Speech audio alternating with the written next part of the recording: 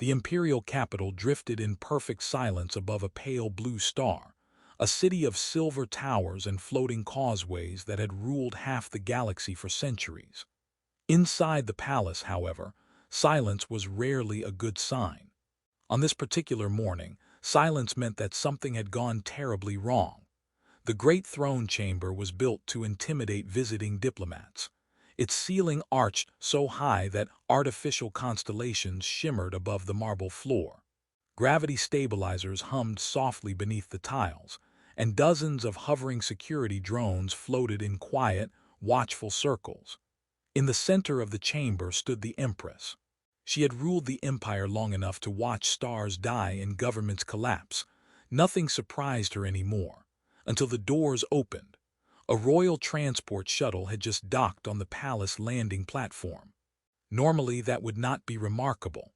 Royal family members arrived and departed all the time, usually bringing political problems and extremely expensive luggage. But the palace guards were staring at the entrance with expressions that suggested reality itself had made a mistake. The doors slid open with a soft metallic sigh. The Empress's daughter walked into the throne chamber.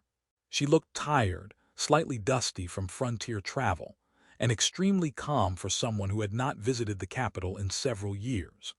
Her long silver-blue hair shimmered faintly under the hall's starlight ceiling, and her eyes glowed with the faint bioluminescent rings typical of their species.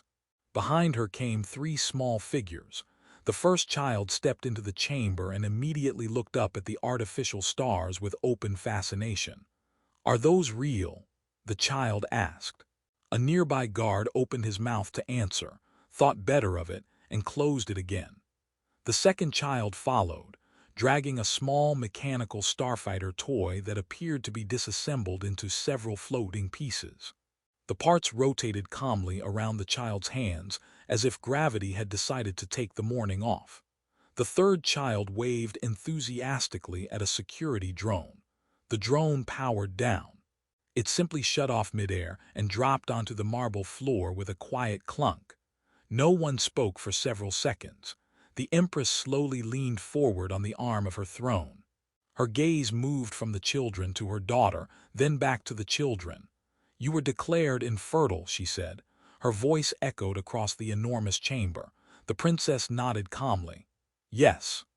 The Empress raised one elegant hand and pointed at the three children currently examining the throne room as if it were a museum exhibit.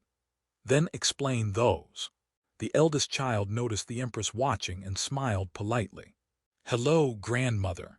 At that exact moment, three hovering genetic scanners deployed automatically from the palace ceiling. Thin beams of blue light swept across the chamber, analyzing the unexpected arrivals.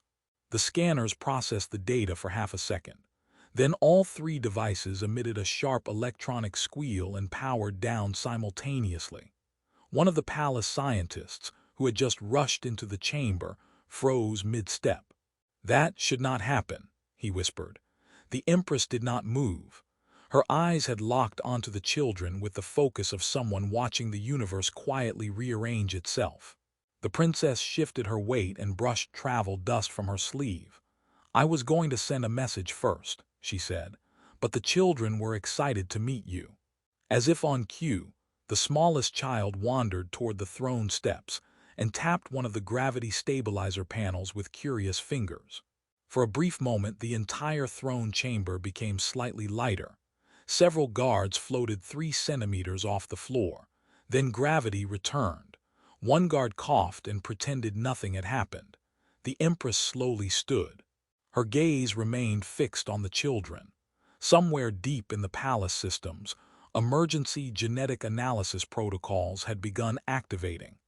The eldest child tilted their head curiously. "Grandmother," the child asked, pointing toward the palace window where distant stars shimmered, "why is that star blinking?" Outside the palace orbit, a red war beacon had just ignited in the darkness. No one in the throne chamber answered the child's question about the blinking star, mostly because every scientist in the palace had just sprinted into the room. They arrived in waves: geneticists, bioengineers, imperial data analysts, each carrying scanning equipment that looked expensive enough to purchase a small moon. One of them was still holding a cup of something steaming that he had clearly not expected to bring into a royal crisis. The Empress did not look at them. Her attention remained on the three children who were currently exploring the throne platform with the calm confidence of tourists. "Scan them," she said. That was all. Dozens of floating diagnostic drones immediately unfolded from the palace ceiling like metallic flowers. Soft beams of blue, green, and violet light passed across the children's bodies as the machines quietly sampled cellular structures, neural activity, and genetic patterns. The youngest child giggled, "Tickles." One of the scientists nearly dropped his tablet. "Your Majesty," he whispered, staring at the readings forming in midair, this cannot be correct." Another scientist leaned over his shoulder. "It's correct." "It's impossible." "Yes, well, the machines disagree." Above the throne floor, a massive holographic strand of DNA expanded into view. Thousands of glowing sequences spiraled through the air, shifting and rearranging as the scanners analyzed the data. The Empress watched silently. The princess leaned casually against a pillar. "Try not to panic," she said. A third scientist raised a trembling finger at the projection. "The imperial fertility lock is intact." "That's good," another scientist said weakly. "No," the first scientist replied. "That's the problem." The holographic strand rotated slowly. There it was, the royal genetic lock. The same biological barrier that had been placed in the princess's genome years ago to prevent her from producing heirs. The lock was functioning perfectly, which meant the children should not exist. Yet three small life signs stood directly beneath the projection. One of the children had now wandered toward the group of scientists and was staring at the floating DNA spiral. "That looks like noodles," the child said. Another scientist clutched his head. "There's another sequence," someone whispered. The projection zoomed in.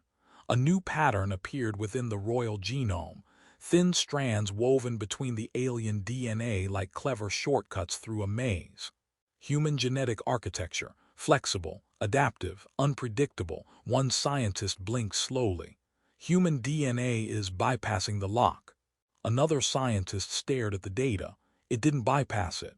"What?" "It rewrote the pathway around it." The room fell quiet. The princess rubbed the back of her neck.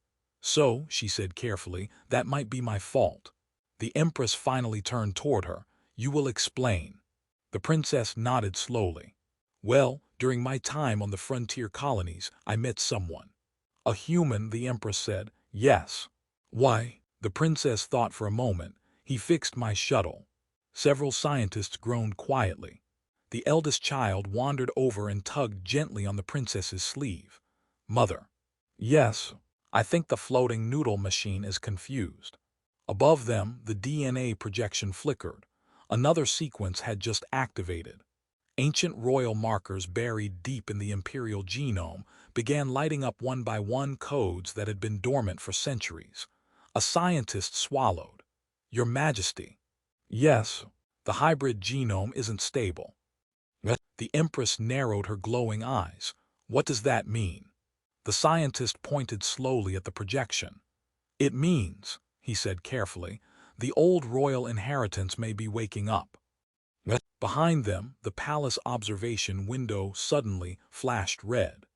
The distant war beacon outside the capital had begun transmitting, and something large had just entered the system.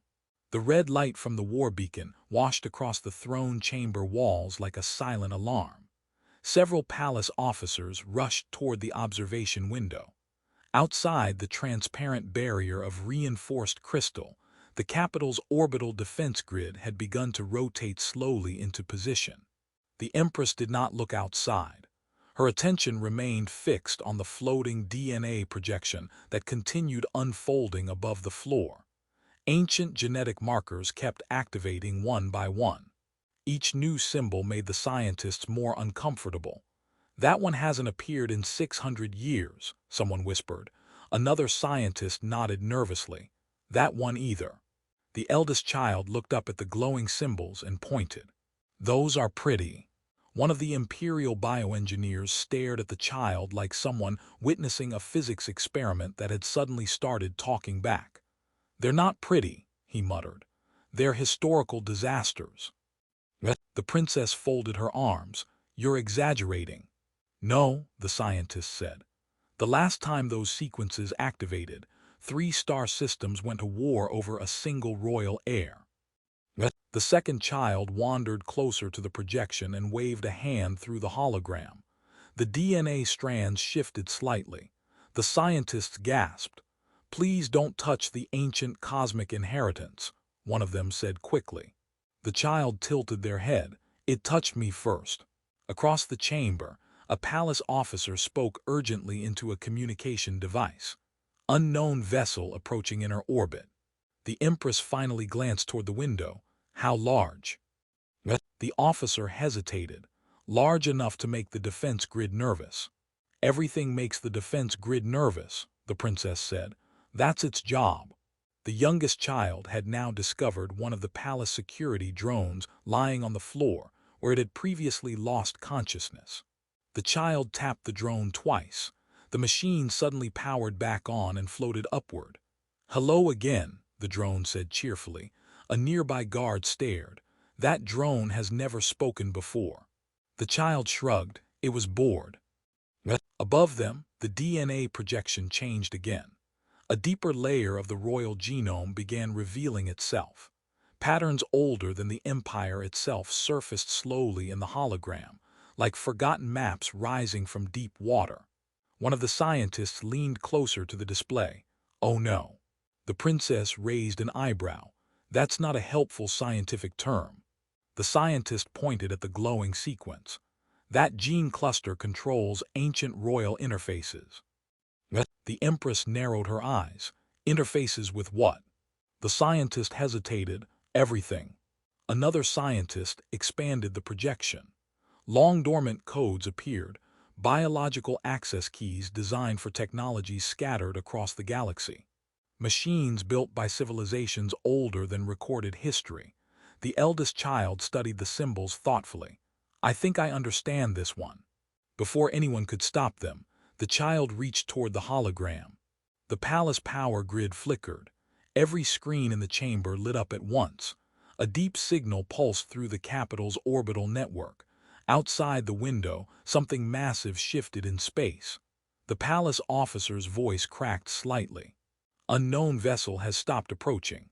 The Empress turned slowly. Why? The officer stared at his console. It responded to the signal. The scientists looked back toward the child. Did you just activate a royal command channel? One of them asked weakly. The child blinked. Maybe. The princess rubbed her forehead. I should probably mention something. The Empress did not look pleased. You will mention it. The princess nodded toward the stars outside the window. The children's father might be nearby. The room became quiet. One of the scientists spoke very slowly. The human mechanic. Yes, the scientist swallowed, and he brought a ship large enough to scare the defense grid. The princess gave a small smile. Well, he said he upgraded it. The throne chamber remained unusually quiet for a place that had just discovered 3 impossible heirs, awakened ancient royal genes, and possibly attracted a suspiciously large human spacecraft into imperial orbit. The Empress stood still, looking through the great palace window. Outside, the enormous ship waited calmly beyond the defense grid. It did not fire weapons. It did not transmit threats. It simply hovered there like a machine that had parked badly and was waiting to see if anyone would complain. One of the admirals cleared his throat. Your Majesty, should we destroy it? The princess sighed. That would be rude. The Empress spoke without turning. You said the human upgraded his ship. Yes. With what? The princess thought for a moment. Mostly spare parts. That ship is the size of a mountain. Yes. Where did he find spare parts that large? The princess shrugged. He's very resourceful. Behind them, the children had become bored with the genetic hologram and were now exploring the throne room. One of them had convinced the previously unconscious security drone to perform spins in the air. Another child stood near the projection of the ancient genome markers. "I think I fixed it," the child said. Every scientist in the chamber froze. "You fixed what?" One asked carefully. "The glowing puzzle." The child tapped the hologram. The ancient gene markers rearranged themselves. The chaotic patterns that had been triggering alarms moments earlier suddenly stabilized. The aggressive genetic surges calmed, settling into a balanced hybrid sequence that the scanners could finally interpret. One scientist stared at the data. "Oh." Another leaned closer. "Oh." A third scientist straightened slowly. "It's not awakening the old inheritance." The Empress turned. "What is it doing?" The scientist gestured toward the projection. "It's adapting." The hybrid genome had reorganized itself into something new, human adaptability intertwined with royal alien heritage, but without the unstable dominance the ancient bloodline once carried. Powerful, yes. Dangerous, no. The eldest child smiled proudly. It just needed a better design. One of the scientists whispered quietly to another. "We have been studying genetics for 40 years. "Yes." And the child solved it in 30 seconds. "Yes." That feels unfair." Outside the palace window, the giant human ship transmitted a signal. A calm voice echoed through the chamber's communication systems. "Hello, I believe my family might be inside." The princess waved toward the window. "That's him." The Empress studied the hovering vessel. "You chose a mechanic." "Yes." "A mechanic who builds starships capable of frightening my navy." "Yes." "And whose children just rewrote my empire's genetic future."